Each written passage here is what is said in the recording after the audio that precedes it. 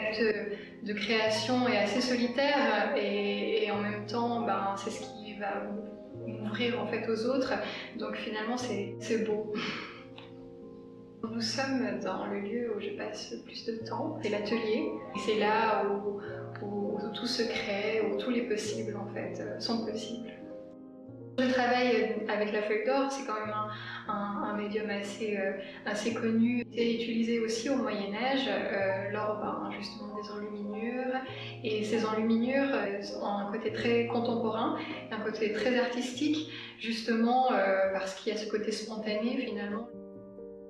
Ce fut en fait un fil rouge pour moi et donc j'ai voulu en fait narrer cette vie parce que finalement je ne suis pas une artiste figurative et donc ce fut aussi un challenge pour moi, ce côté représentation. J'ai pu faire ce côté contemporain en utilisant ces enluminures mais en les faisant très très grandes.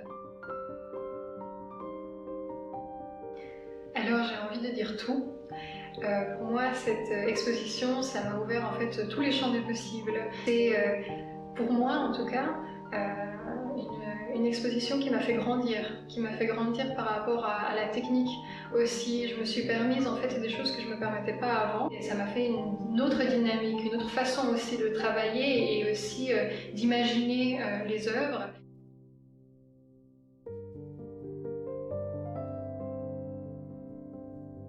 J'avais aussi peur que mes œuvres soient trop petites par rapport au lieu et pas à la hauteur. Donc j'avais vraiment envie qu'elles prennent de la place. J'avais envie aussi de jouer avec d'autres médiums et d'autres techniques que je ne connaissais pas. Et c'est vrai que j'ai pu faire de très jolies rencontres avec des artisans et cette envie finalement de toucher autre chose que la peinture.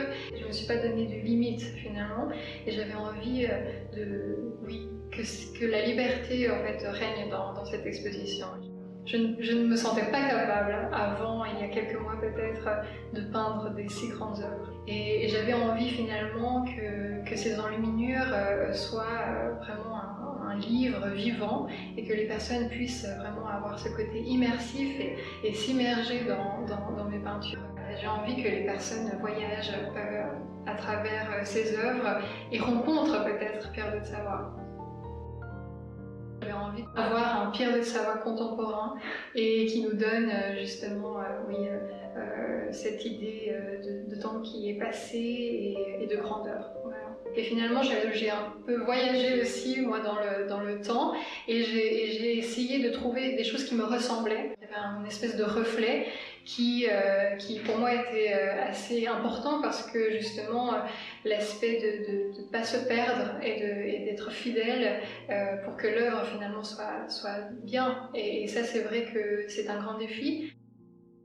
Ce que j'ai aimé dans ce personnage, c'est son côté justement pacifique. Aussi, cet aspect de destin assez incroyable finalement parce qu'il n'était pas destiné à régner sur le comté. Justement, il me passionne parce que la vie fait des aléas qui sont assez intéressants. Avec ma sœur, on faisait partie du club Draco, ce club pour enfants justement où on fait des activités dans le château. Et c'est vrai que ce sont des merveilleux souvenirs familiaux. Je le dis beaucoup avec émotion, mais bien sûr que c'est un peu quelque chose de nostalgique. Et puis, bien sûr, maintenant, le Château Chillon, c'est aussi important aujourd'hui. Donc finalement, la vie, c'est comme un peu le destin de Pierre de Savoie, ça fait des aléas assez impressionnants. Pour la petite fille, en tout cas, d'exposer dans ce château, c'est quelque chose d'assez incroyable et magique aussi.